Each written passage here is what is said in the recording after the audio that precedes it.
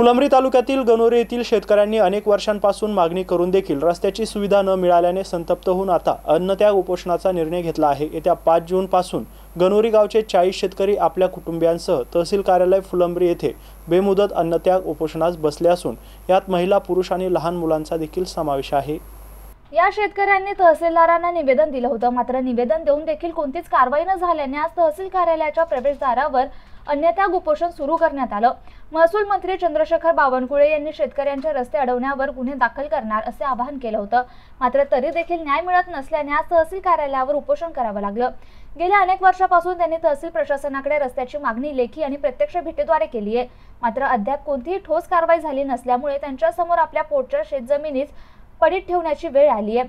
सुमारे 80 एकर शेती क्षेत्र केवळ रस्त्याअभावी कसता येत नाही, ही बाब शासनाच्या अपयशाची जाणीव करून देणारी आहे। रस्ता नसल्यामुळे शेतात यंत्रे नेता येत नाही, पिकवलेले उत्पादन बाहेर काढता येत नाही, परिणामी अनेक वर्षापासून आर्थिक नुकसान सहन करावं लागतंय। आता उपासमारीची वेळ आली असून शासन गांभीर्याने दखल घेत नसेल तर आम्ही तहसील कार्यालयासमोरच आपली वेदना मांडणार आहोत असा इशारा शेतकऱ्यांनी दिला होता। मात्र उपोषणाच्या काही तासातच प्रशासनाने गुडघे टेकले असून तहसीलदार संजय राऊत यांनी कारवाई करण्याचे लेखी स्वरूपात आश्वासन दिले। मात्र सदरील उपोषणातील एका महिलेने MCN न्यूजला दिलेली प्रतिक्रिया आपण पाहूयात। Mahavir Jaiswal, MCN news, Phulambri. मस्त आहोत। खंडी वस्तीमध्ये आमचं शेत आहे।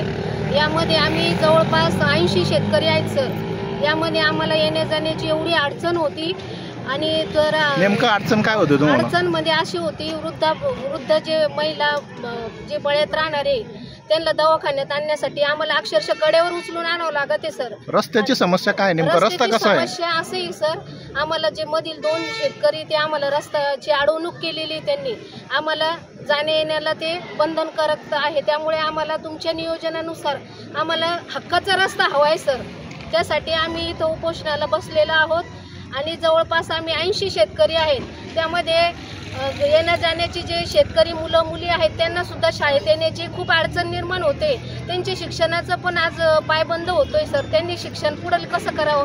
जे आता रस्त्यावर रस्ते आपल्याला आता माहिती झालेलं आहे की कुठे गल्ली बोळ्यात रस्ते झालेले सर, पण आम्हाला खूप रस्त्याची अडचण आलेली आहे। ते रस्त्याची अडचण तुम्ही आमची निवारण करावे ही नम्र विनंती सर आमच्यासाठी। रस्ता कसा आहे नेमका? तो पावटी रस्ता आहे सर, तो कच्चा रस्ता आहे, चिखल होतं सर। अक्षरशः गोणे घेऊन आम्ही अंगावर पडतोय सर, माहिती का? इतकी परेशानी होती आमची वाली। डोक्यावर जवळजवळ 3 किलोमीटर आम्हाला पक्क्या रस्त्यावर आम्हाला ओझे आणून टाकावं लागतंय सर।